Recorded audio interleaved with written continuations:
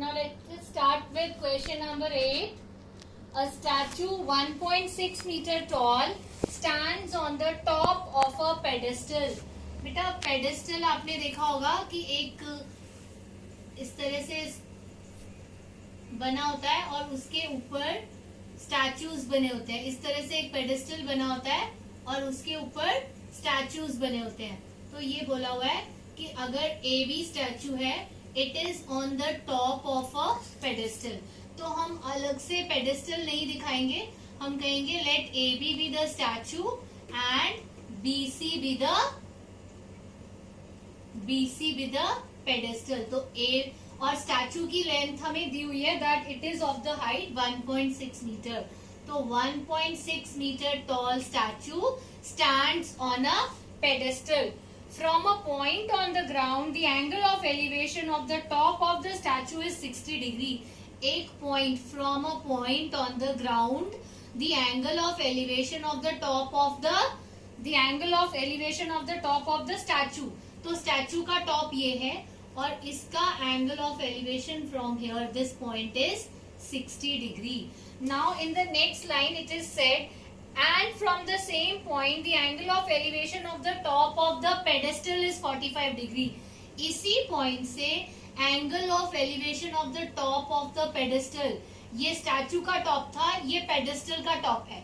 Instead of saying bottom of the statue और foot of the statue, they are saying top of the pedestal. तो pedestal का top ये है. इसी point से angle of elevation क्या है? 45 degree है. So we have been asked to find the height of the pedestal. इसका मतलब आपने ये x height बतानी है. आपने जैसे प्रीवियस क्वेश्चन किया था इसी तरह से बेटा हम बड़ा ट्राइंगल लेंगे ACD, राइट ट्राइंगल लेंगे, इसमें से हम DC फाइंड कर लेंगे. फिर हम जो स्मॉलर ट्राइंगल है BCD, इसमें वो DC वैल्यू पुट करके we will get the value of x and that will be the height of the pedestal. So we will start with let BC be the pedestal and AB be the statue. From right triangle ACD, tan 60 degree is equal to AC by BC. तो आप tan 60 degree क्या होता है? √3.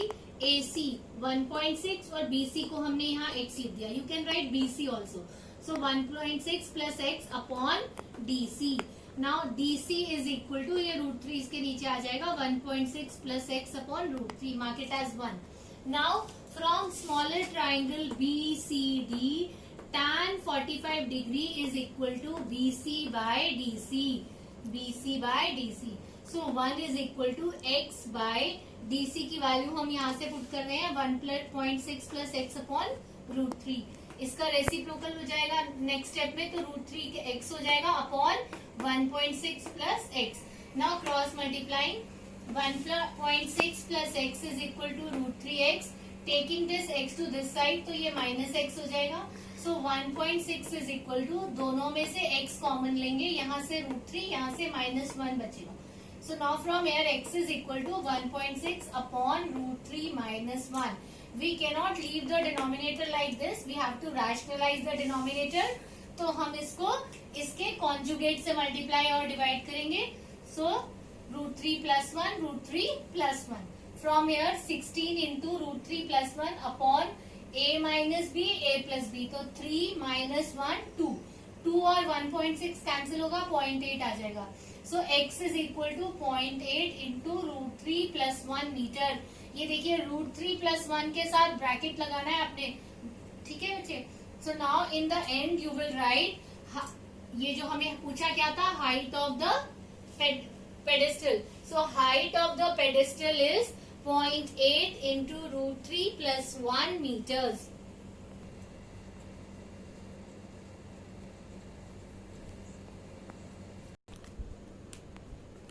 Now coming to question number 9, it says the angle of elevation of the top of a building from the foot of the tower is 30 degree. बेटा एक building है AB, इसका angle of elevation from foot of the tower, एक tower है CD, इसके से, ये tower का फुट है, इसके फुट से angle of elevation of the building, यहां से बिल्डिंग को देखा जा रहा है, टॉप पे बिल्डिंग को, this angle is given to be 30 degree. And in the second line they are saying and the angle of elevation of the top of the tower from the foot of the building is 60 degree. Angle of elevation of the top of the tower, this is tower, and from the foot of the building, तो ये building का foot हो गया, तो यहाँ से angle of elevation, so that means this point, this angle is 60 degree. Now they ask us to find if the tower is 50 meter high, अगर ये टावर 50 मीटर है, then find the height of the building. हमें building की height find करनी है. ना बेटा first step हमें क्या देखना है, कौन से दो राइट ट्राइंगल हमें यूज करने हैं. तो ये आपके पास राइट ट्राइंगल कौन से बन रहे हैं, ABD और CDB. इन दोनों राइट ट्राइंगल्स को देखते हुए आपने जो भी रेशो बन रहा है वो लिख देना और अपने आप आगे आप सॉल्व कर पाओगे. So how we will start, let AB with the building and CD with the tower. Now from right triangle CBD, हमें यहाँ पर ये CD 50 मीटर था, तो हमने पहले ये वाला राइट ट्राइंगल ले लिया. CDB, आप पहले ये वाला राइट ट्राइंगल भी ले सकते हैं. So tan 60 degree is equal to CD by BD. यहाँ से हमारे पास ये वाली वैल्यू आ जाएगी BD की, जिसको हम इस राइट ट्राइंगल में यूज कर सकते हैं. तो tan 60 डिग्री √3, CD की जगह 50 by BD. From here BD is equal to 50 upon √3. और अगर आपने पहले ये वाला ट्राइंगल लिखा होता तो आप दोनों जगह BD की वैल्यू निकाल के BD को इक्वल रख के भी सॉल्व कर सकते थे. Now from right triangle ABD, tan 30 degree is equal to AB by BD. तो AB बाय BD, और इस BD की वैल्यू हम यहाँ से पुट करेंगे 50 अपॉन √3. तो यहाँ पर 50 upon √3.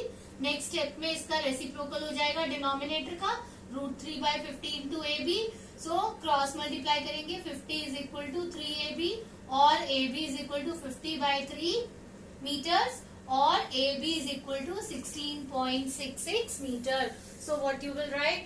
Height of the building is 16.66 meters.